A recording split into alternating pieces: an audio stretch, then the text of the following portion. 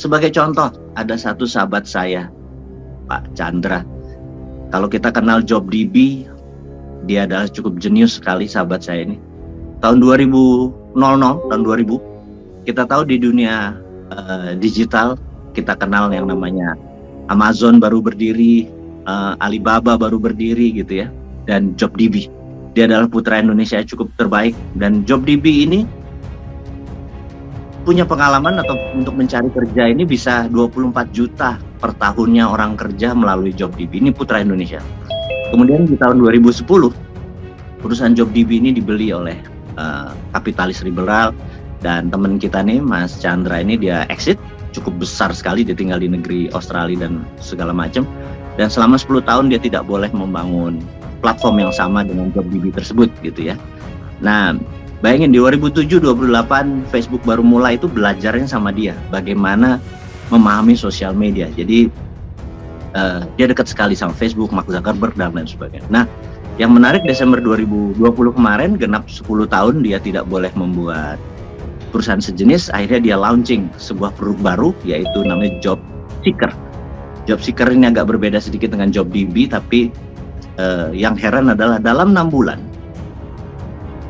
itu sekarang, yang platform JobSeeker ini sudah dipakai ke 1,9 juta pencari kerja warga Indonesia, dan ada sekitar 50.000 UKM yang memerlukan tenaga kerja mencari pegawai atau employee di JobSeeker. Dan perusahaan ini baru 6 bulan dan valuasinya langsung naik ke hampir 50 juta dolar. Saya bertanya sama dia, gimana caranya Anda punya 1,9 juta? Gimana caranya 1,9 juta? Apakah Anda bakar uang? Dia bilang, bakar uang itu kuno. Itu jawabannya. Bakar uang itu untuk perusahaan yang hidup di tahun 2007-2011. Jadi yang lahir di tahun segitu adalah Tokopedia, Bukalapak, Gojek itu ya lahir. Nah, kalau lahir di tahun 2020 ke atas, kalau masih bakar uang tuh otaknya mundur 10 tahun katanya. Jadi yang dia pakai namanya growth hacker. Jadi dia nge-hack data-data dari Facebook, orang-orang yang mencari kerjaan kayak pra-approve credit card.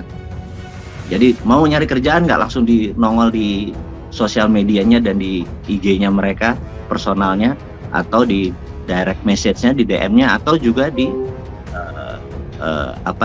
di WA-nya. Nah, akhirnya orang itu setuju 1,9. Nah, ini yang mau saya gabungkan. Jadi kalau kita tahu bahwa teknologi ini too fast, too furious gitu ya, kencangnya bukan main. Dan kita baru kita mau mengadaptasi aja, teknologi dan kecepatan bisnis digital itu sudah lompat lagi. Contohnya begini.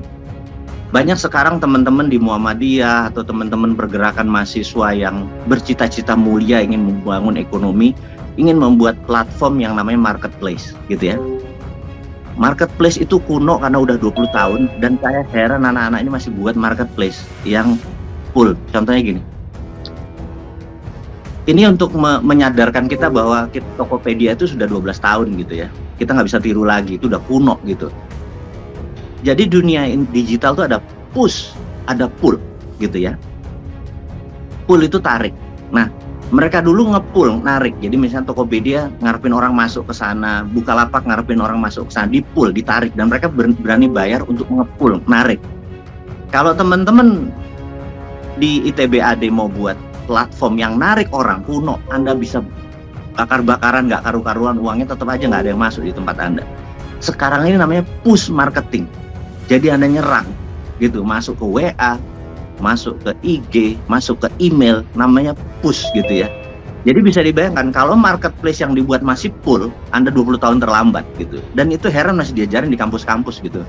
Bahkan dosen-dosennya ngomongnya begitu, marketplace. Saya bilang, ya Mas Chandra ini yang mengenlight saya atau mencerahkan saya bahwa sekarang udah zamannya push, jadi hack, tarik dan nyuri gitu ya datanya. Karena kalau nggak kita terlibat dengan kapitalis. Nah, jadi sisi Robin Hood ini memang kita harus lakukan, teman-teman semua. Agak jahat sih sebenarnya. Jadi kita tidak menentang, tapi kita masuk sistem mereka, habis itu kita rebut. Ya Robin Hood lah gitu ya.